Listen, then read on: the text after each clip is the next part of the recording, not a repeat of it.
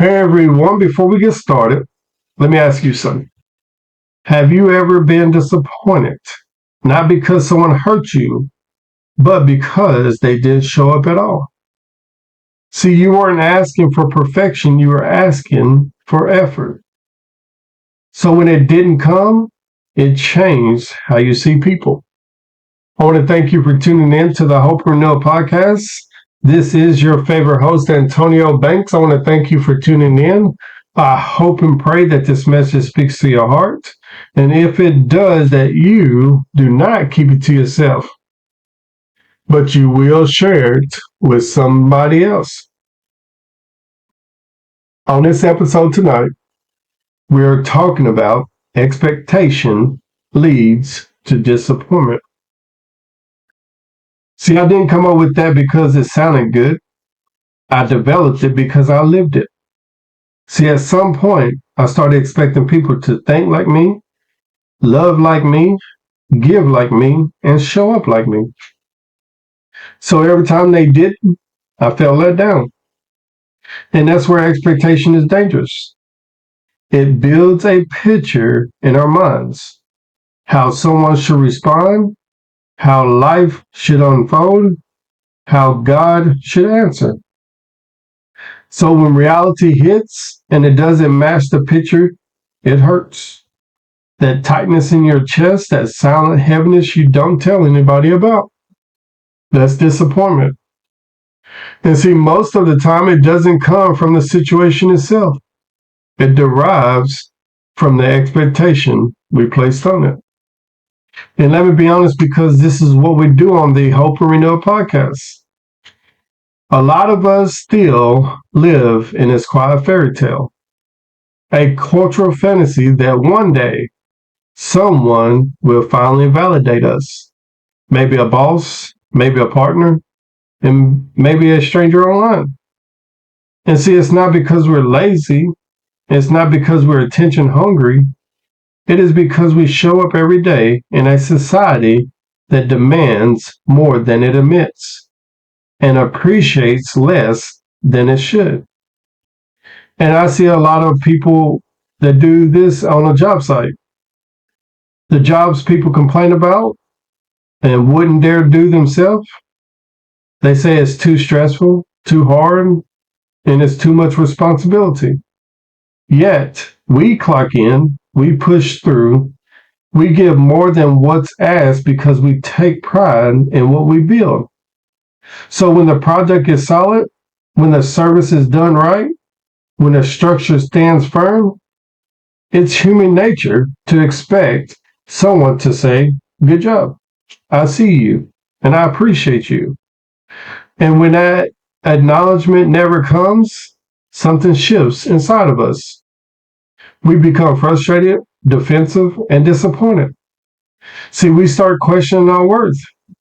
And see, somewhere along the way, we were conditioned to believe our value is tied to someone else's approval. And that's where the trap becomes. That's the subtle lie our culture feeds us. So we keep waiting on reactions we can't control, instead of anchoring our peace in knowing we showed up, gave effort, and did it well. See, the applause may never come, and that doesn't make the work meaningless. And here's where disappointment deepens. When encouragement becomes selective. When one person hears thank you every day, another doing the same or more hears nothing. That's where favoritism hits different. Now, it's not just work, it feels personal. What am I missing? Why am I invincible? Do they really see my effort? See, this is where expectation, silence, and comparison collide. But we just don't see it just in the workplace, it appears on social media as well. We post pictures, we send quotes, we post videos, we even post where we eat dinner. And somewhere inside, we expect a reaction. And when the notification stays silent, we get disappointed. Some of us even lose sleep over it. And see, not for emergencies, it's just hoping someone notices us. But here's the twist. The same people who expect validation often make excuses for not giving it. I don't owe anyone a compliment. They're just doing their job. It's not that serious.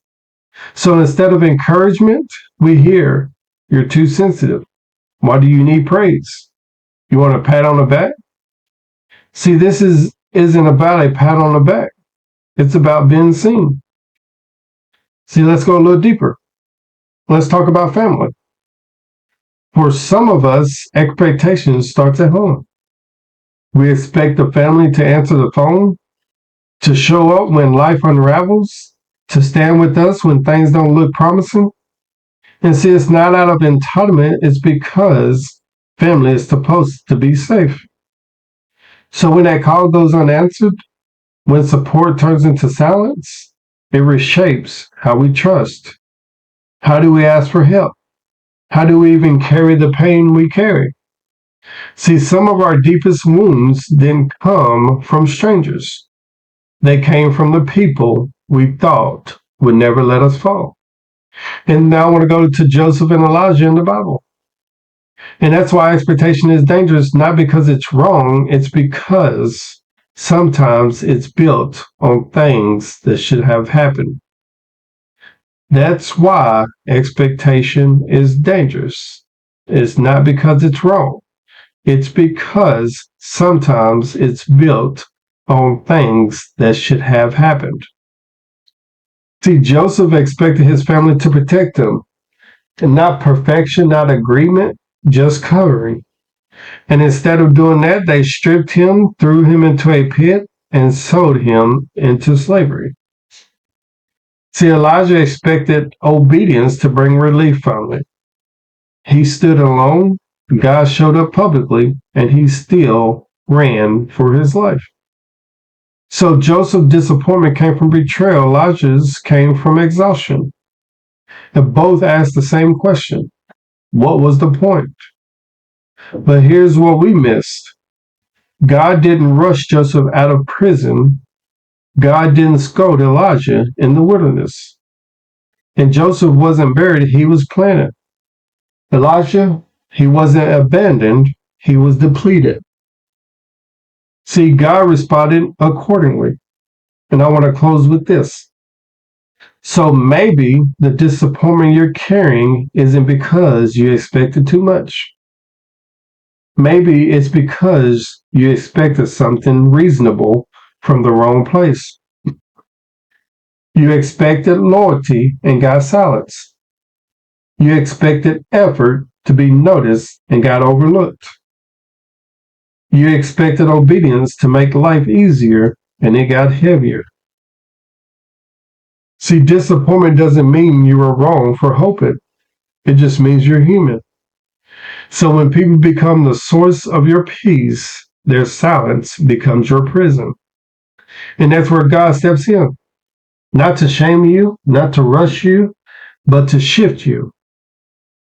See, from people to presence, from approval to obedience, from expectation to dependence. When you stop waiting for people to be God, you finally make room for God to be God. Let me say that again. When you stop waiting for people to be God, you finally make room for God to be God. So maybe today the real question isn't who failed you. Maybe it's what you're still expecting from people that only God was ever meant to provide. Now, I want to thank you for tuning into the Hope Renewal podcast. Please take a deep breath, give yourself grace, and keep showing up. So why is hope still here after the disappointment, after the silence, after the letdowns that reshaped how we trust? Hope is still here because disappointment didn't destroy you. It revealed you. It showed you that you still care, that you still hoped, that you still believed something better was possible.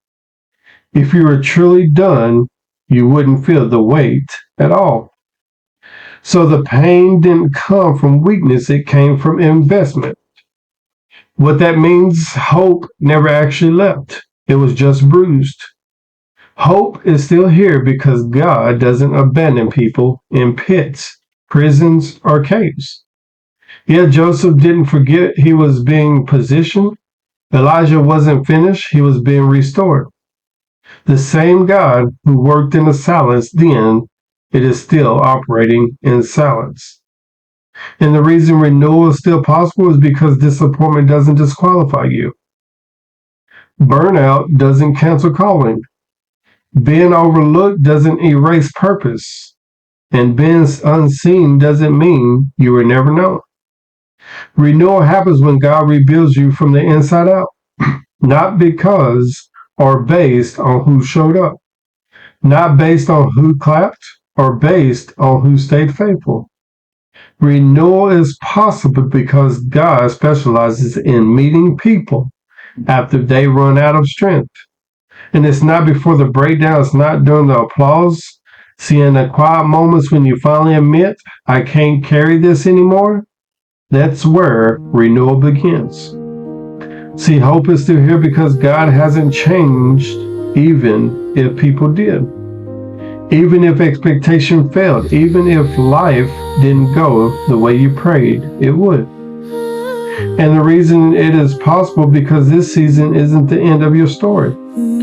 It is the part where God shifts our dependence, recenters our peace, reminds you that your worth was never tied to recognition. So if you're tired, if you feel unseen, if disappointment has made you quieter than you used to be, hear this clearly. You're not behind. You're not broken. Behind repair. And you're not alone. Hope is still alive because God is still present. Renewal is always possible because what God begins, He finishes.